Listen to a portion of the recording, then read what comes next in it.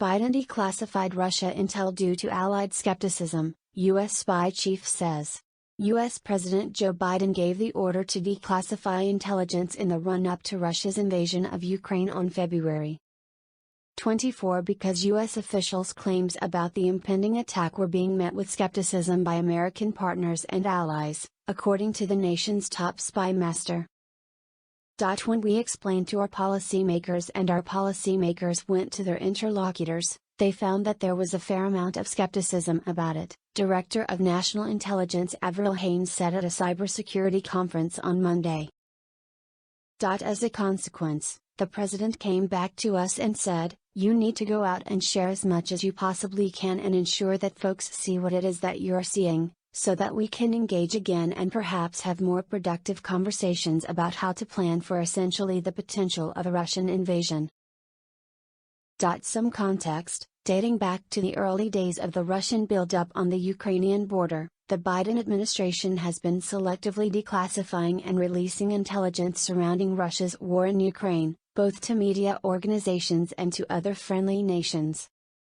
The approach has been aimed at combating Russian propaganda globally and to ensure the U.S. partners and allies are sharing a unified picture. Haines said Monday the U.S. did a lot of sharing in this space with partners and allies, ultimately developing mechanisms for sharing that can be used in the future. EU Foreign Policy Chief condemns Russian missile strike on Ukrainian grain terminal. The European Union's High Representative, Josep Borrell, condemned a Russian missile strike this weekend that destroyed a large grain storage terminal in the southern port city of Mykolaiv. Another Russian missile strike contributing to the global food crisis. Russian forces have destroyed the second biggest grain terminal in #Ukraine, in #Mykolaiv, Borrell said in a tweet Monday. Images on social media Sunday showed the terminal engulfed in flames. Mykolaiv is close to some of Ukraine's most fertile grain-producing regions. Borrell said the strike was at odds with recent pledges by Russian President Vladimir Putin to offer safe passage through the Black Sea from Ukrainian ports for merchant shipping. The disinformation spread by Putin deflecting blame becomes ever more cynical, he tweeted. Zelensky, more than 2,500 prisoners from Mariupol's Azovstal plant may be held in Donetsk and Luhansk regions. Ukrainian President Volodymyr Zelensky says there may be more than 2,500 prisoners from the Azovstal steel plant in Mariupol now detained in the Donetsk and Luhansk regions in eastern Ukraine. In a wide-ranging media availability in Kyiv, Zelensky said that regarding the treatment of these prisoners, including the intention to hold a so-called public tribunal, the Russian plans were changing constantly. Officials in the Donetsk People's Republic have spoken of putting some of the Azovstal defenders on trial where they are alleged to have carried out human rights abuses in Ukraine. Asked whether he thought the prisoners were being tortured, Zelensky said he was convinced that it was not in the interests of the Russian side because they are public prisoners whose condition is monitored by the world community. Zelensky said the first phase of the operation, getting the soldiers out of Azovstal alive, had been achieved. Today there is the second part, to bring them home alive, he said. We know what can be agreed on with the Russians, we know this price. We know they can't be trusted, he added. Turning to the situation in eastern Ukraine, Zelensky said the situation was difficult. The president visited forward positions on Sunday in Luhansk, Donetsk and Zaporizhia. We are holding positions in the Severodonetsk direction. There are more of them, the Russians, they are more powerful, but we have every chance to fight in this direction, Zelensky said. Asked whether it would be more appropriate to withdraw Ukrainian forces from Severodonetsk to better positions, the Zelensky said that returning to these positions could be more expensive in terms of losses. As for Zaporizhia, the situation there is the most threatening because part of the region is occupied and the enemy constantly wants to occupy Zaporizhia, Zelensky said. While front lines in Zaporizhia have moved little in the last 2 months, settlements beyond the front lines are shelled almost daily. Earlier Monday, Zelensky presented awards to media workers and the families of journalists who had been killed since the beginning of the Russian invasion. Ukraine's president thanked journalists for the work they did. You bring the truth and important information, very powerful, important meanings that can be a great advantage for our country in this fight, in which we will definitely win, he said. More than 30 Ukrainian and foreign media workers have been killed since Russia's invasion began. It's Monday night in Kyiv. Here's what you need to know. Heavy fighting is underway in the Donbas regions of Donetsk and Luhansk in eastern Ukraine. In Donetsk, Russian troops have resumed an offensive on the northern approaches to the key city of Slavyansk. Elsewhere in Ukraine, Russia fired 5 cruise missiles toward the capital Kyiv on Sunday, according to the Ukrainian military. Russian President Vladimir Putin has warned that his forces will strike new targets if the United States supplies long-range missiles to Ukraine. Here are more of the latest headlines from the Russia-Ukraine war: Situation changing every hour as heavy fighting continues in Severodonetsk. Heavy fighting continues in the eastern city of Severodonetsk, with the situation changing every hour, according to Ukrainian officials. Oleksandr Stryuk, the head of the city's military administration, said there are enough Ukrainian forces and means to recapture the city. There are fierce battles and street fights. Stryuk said Russian forces had a substantial numerical advantage. Ukrainian Navy says Russian ships withdrew from coastal waters in Black Sea. The Ukrainian Navy says ships of the Russian Black Sea Fleet have withdrawn to more than 100 kilometers, about 65 miles, from Ukrainian shores as a result of its attacks with missiles and drones. In an operational update Monday, the Navy said that in an effort to regain control of northwestern parts of the Black Sea, the Russians had deployed coastal missile systems in the Crimea and Kherson regions. Ukraine Ministry of Defense: Russian missile and air attacks increase on several fronts. Ukraine's Ministry of Defense says that Russian forces have launched missiles and airstrikes against a number of targets across Ukraine, as they try to break down Ukrainian defenses and hit key infrastructure. Colonel Alexandra Motuzian, the Defense Ministry spokesperson, said Russia was carrying out intense fire and assault operations along the entire line of combat confrontation in Donetsk and Luhansk regions. 7 aircraft had launched guided missiles from above the Black Sea and Caspian Sea, while coastal missile systems in Crimea were also active. On the ground, Motuzian said the Russians had made some advances, including north of Slavyansk, where they were advancing in the Sviatohorsk area toward the Siversky Donets River. At least 1 dead after shelling a residential area of Mykolaiv in southern Ukraine. At least 1 person is dead and several more injured after Russia shelled a residential area of Mykolaiv in southern Ukraine, according to the regional council. This morning Mykolaiv was being shelled chaotically again, Hanna Zamazieva, head of Mykolaiv Regional Council, said on Telegram. Civil residential houses in different districts of the city with no military objects were shelled. Over the past week, Ukrainian forces have been pressing an offensive on Russian-occupied Kherson, to the southeast of Mykolaiv, reportedly retaking some previously occupied villages. Russia loses another general in Donbas. A Russian general has died in Donbas, Russian state media said, citing the Telegram channel of a war correspondent Sunday. The Russian general was identified as Roman Kutuzov by Russian state media and Ukrainian armed forces.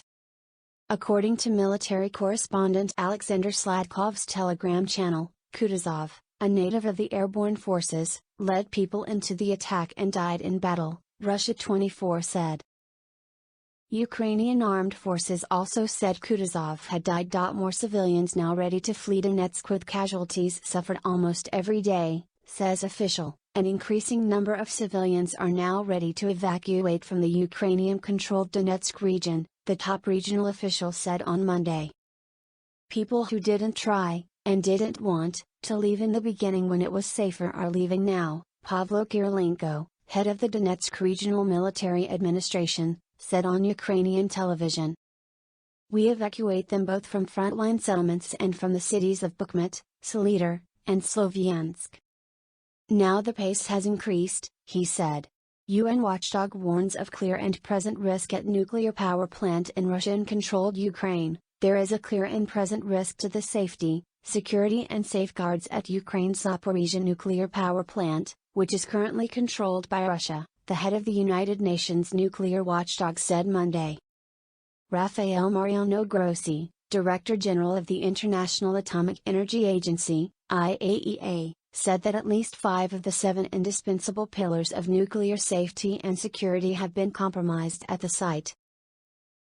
UK intelligence: Russia's attack on Kyiv likely an attempt to disrupt supply of Western arms. A Russian missile attack on Kyiv on Sunday was likely an attempt to disrupt the supply of Western military equipment to frontline Ukrainian units, the UK's Ministry of Defence said in its latest intelligence assessment on Monday.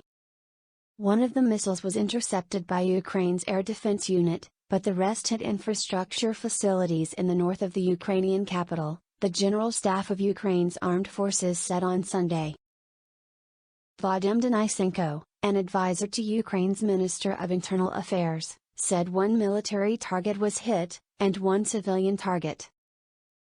Zelensky's advisor praises UK's Prime Minister, Mihailo Podolyak, an advisor to the Ukrainian President Volodymyr Zelensky, praised Prime Minister Boris Johnson, underlining what he described as his firm stance supporting Ukraine and how he stood by Zelensky to protect the free world from barbaric invasion. Johnson survived a confidence vote Monday by members of his own party, but the final count of lawmakers who rebelled against him was far higher than his supporters expected. The world needs such leaders.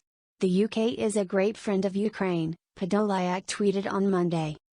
US takes action against 2 private planes owned by Russian oligarch Roman Abramovich. A U.S. judge approved the seizure of 2 of Russian oligarch Roman Abramovich's private planes valued at over $400 million for violating U.S. export and sanctions laws. The planes, a Gulfstream and Boeing 787-8 Dreamliner, which is believed to be one of the most expensive private planes in the world, are currently in Russia and Dubai, according to an FBI agent's affidavit to support the seizure warrant. The U.S. Department of Commerce also announced administrative charges against Abramovich. If found liable, the maximum penalty could be as much as the value of the planes, an administration official said. The actions taken by the U.S. are part of an effort to punish Russians known to be close to the Kremlin and apply pressure to Moscow's economy to try to end the invasion in Ukraine. While Abramovich has not been sanctioned by the U.S. Treasury Department's Office of Foreign Assets Control, a U.S. Justice Department official said the seizure warrant indicates that no one is above the law, and not being on OFAC's list doesn't give you a license to evade sanctions or export controls. Authorities say the American-made planes were flown in and out of Russia without obtaining licenses from the U.S. Commerce Department. Airplanes and aircraft parts are subject to export rules because of their potential military use and national security implications. More background: after Russia's invasion of Ukraine in February, the U.S. Department of Commerce tightened sanctions and began requiring licenses for the export of planes, which didn't previously need approval. By early March, the department also prohibited an American plane owned by a Russian national from being exported to Russia. In an unusual move, the seizure warrant was made public and not filed under seal. The U.S. Justice Department official said the filing was public to reveal the names of shell companies the U.S. believes were used to shield the actual ownership and to encourage dialogue with banks, insurance companies, and others to cooperate. The official said it was also intended to send a message to anyone who helps those sanctioned or accused of violating U.S. laws that they run the risk of being viewed as obstructionists. In the affidavit, the FBI agent outlined 4 layers of shell companies he unraveled to trace the aircraft to Abramovich. The filing indicated that the FBI located documents used to set up the companies offshore, in jurisdictions outside of the U.S.'s control and beyond their subpoena power. Those documents indicated that Abramovich was the owner of the companies that purchased the jets. Authorities say in mid-March the Gulfstream jet flew into Russia twice, where it remains. In early March the Boeing aircraft flew from Dubai to Russia and back to Dubai, where it remains. The Boeing, which was originally bought for $93.6 million, was customized and is now valued at about $350 million, according to the FBI affidavit. Andrew Adams, the head of the U.S.'s Crypto Capture Task Force, which has seized 2 luxury yachts and bank accounts, previously told CNN that they are taking a broad look at the laws they can apply and the types of assets they can seize, no matter where they are located. These seizures are going to continue apace, and people recognize that where the seizures are happening around the world are in pockets of the world that might not have been expected, he previously said, adding, "There are no safe havens." Situation changing every hour as heavy fighting continues in Severodonetsk, Ukrainian officials say. Heavy fighting continues in the eastern city of Severodonetsk, with the situation changing every hour, according to Ukrainian officials. Oleksandr Stryuk, the head of the city's military administration, said there are enough Ukrainian forces and means to recapture the city. There are fierce battles and street fights, Stryuk said. Russian forces had a substantial numerical advantage. They tried to attack the city, and it is happening now. They are throwing away more and more human resources, which of course complicates the situation, the official said. Now Severodonetsk is being leveled, because they can't capture it in 1 to 2 days. The city is being destroyed. It is impossible to say about the preservation of infrastructure because even before the acute phase of the attack on the city and its assault, the infrastructure was almost destroyed. Both gas and water supply will need almost complete reconstruction, he added. The highway from the west along which supplies for the Ukrainian front lines travel is under increasing attack from Russian artillery, with Russian units getting closer to it. Stryuk said that it remains under the control of the armed forces, but it is still dangerous to move as enemy artillery is reaching it. The General Staff said that Ukrainian units were thwarting the enemy's attempts to take control of the highway. The Russians have intensified artillery attacks on areas north of the city of Slavyansk and are shelling Ukrainian positions on the southern side of the Siversky Donets River. Russian forces appear to be close to the town of Svyatohorsk on the north side of the river, the site of a historic Russian Orthodox monastery. But there is no evidence that they have been able to cross the river in this area. UN envoy on sexual violence in Ukraine says she thinks situation is turning into a human trafficking crisis. UN Special Representative on Sexual Violence Pramila Patten said Monday that she believes the humanitarian situation in Ukraine is turning into a human trafficking crisis. Women and children fleeing the conflict are being targeted for trafficking and exploitation, in some cases facing further exposure to rape and other risks while seeking refuge, Patten told the UN Security Council in New York City on Monday. She said addressing the issue will require a coherent and coordinated response at the level of European institutions and a concerted, integrated and holistic cross-border response. Humanitarian partners, law enforcement agencies, border forces, immigration officials and political leaders. The UN Special Representative added that she visited reception centers at Ukrainian borders in Poland and Moldova. While there has been an outpouring of financial and moral support for Ukrainians from neighboring countries, there have also been a number of credible anecdotal accounts from humanitarian staff regarding suspected attempts of human trafficking, Patten said. She called the protection challenges related to the displacement of Ukrainians unprecedented. The lack of consistent vetting of accommodation offers and transportation arrangements is a serious concern, as well as the limited capacity of protection services to address the velocity and volume of displacement. There are also concerns regarding the multiplicity of volunteers, with limited vetting, and little or no training or experience, Patten said. Per Patten, the credible anecdotal accounts from humanitarian staff at a reception center for Ukrainian refugees in Przemyśl, Poland, regarding suspected attempts at human trafficking include: a male volunteer made contact with a 19-year-old woman, whom he later woke up in the sleeping hall at 2 a.m. local time, offering a ride to France. Another volunteer became suspicious of the male volunteer roaming the sleeping quarters in the early morning hours, and intervened. Another male wearing a volunteer vest and standing with a sign at the train station hall, was seen offering free transport from Poland to Germany. Other volunteers became suspicious and informed local law enforcement when they noticed that the man was selecting only young women for transportation in his minivan. The prevalence of sexual violence in conflicts throughout history teaches us that reinforcing prevention, protection, and service delivery is critical from the onset of any armed conflict, Patton said. To address this challenge, it is crucial to ensure that the level of political focus as well as the allocation of resources for a comprehensive response, is commensurate with the scale and complexity of the problem.